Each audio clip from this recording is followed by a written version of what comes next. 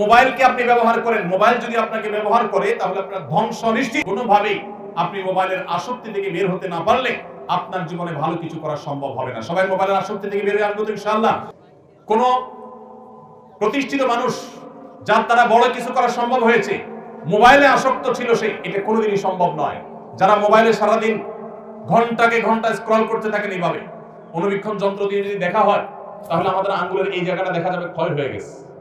কারণ এই মোবাইল স্ক্রিনে এই পরিমাণ ঘষা হয়, ঘষতে ঘষতে ঘষতে ঘষতে আপনি লক্ষ্য করবেন ফেসবুক বা ইউটিউবে আপনি যখন এগুলো টানতে থাকেন এটার কোনো এন্ডিং নেই, শেষে এসে ঘুরতে থাকে, মানে লোড হচ্ছে, আপনি অপেক্ষা করেন।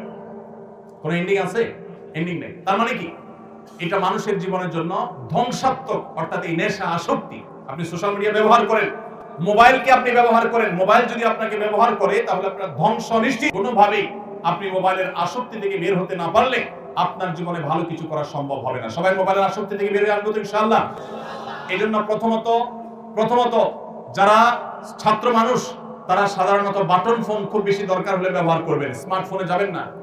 আমি প্রায় সময় বিভিন্ন জায়গায় শেয়ার করার চেষ্টা করি। আমার 17 বছরের ছেলে আলহামদুলিল্লাহ এসএসসি পরীক্ষা দিয়েছে, হাফেজ হয়েছে, মাদ্রাসা পড়ছে। আমার এই ছেলে, তার কোনো ফোন নাই, কোচিং এ যায়, পড়তে যায়, তার কোনো ফোনের প্রয়োজন হয় না। অতি সম্প্রতি একটা বাটন ফোন তাকে দেওয়া হয়েছে সীমিত সময়ের জন্য, এবং এটাতে সে হ্যাপি, এমন না যে তার মনে কষ্ট আছে, সে নিজেই চায় না তার কোনো ফোন থাকুক। কারণ এই ফোন আমাদের সোনালী জীবনকে ধ্বংস করে দিবে। ভাইরা, আমাদের এই সত্য সিদ্ধান্ত গ্রহণ করতে হবে, বাটন ফোনে চলে আসতে হবে। আপনি যদি 6 মাস বাটন ফোনে চলে আসতে পারেন, দেখবেন ওই আসক্তি থেকে বাঁচা আপনার জন্য সহজ হয়েছে। এবং যদি সম্ভব হয় আপনি মোবাইলটা হয় বিক্রি করে ফেলেন, না হয় জমা দেন, কিছুদিনের জন্য কষ্ট হবে, এরপর দেখবেন আপনি অত্যন্ত সুন্দর একটা জীবন যাপন করছেন। সবাই চেষ্টা করতে পারেন তো ইনশাআল্লাহ। আল্লাহ তাআলা আমাদেরকে মোবাইলের মাদকতা থেকে বেঁচে থাকার তৌফিক দান করুন, সোশ্যাল মিডিয়ার মাদকতা থেকে বেঁচে থাকার তৌফিক দান করুন।